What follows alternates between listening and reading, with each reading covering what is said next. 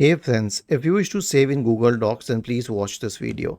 Now, saving in Google Docs is a little different from that in on other platforms. I'll tell you why.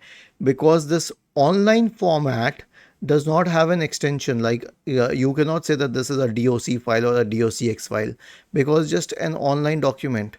It does not have an extension. So, what format would you save it in? Click on File.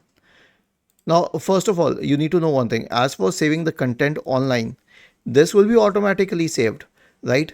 Just look at this option here where I'm hovering my mouse. It says save to OneDrive. Now I'll add some text. It will straight away say saving here, and in a few seconds it will say save to drive. So all of this is automatic. You cannot change this. This is not in your hand. But if you want to access previous versions, you can click on the version history and then access previous versions. So as for saving the document, you can save it offline. Click on File, select Download, and then you can select the format. Now the format can be DOCX, which is Microsoft Word's format. It can be PDF, it can be RTF, it can be anything. So I'll save it in a PDF format to make it a little different from the original one.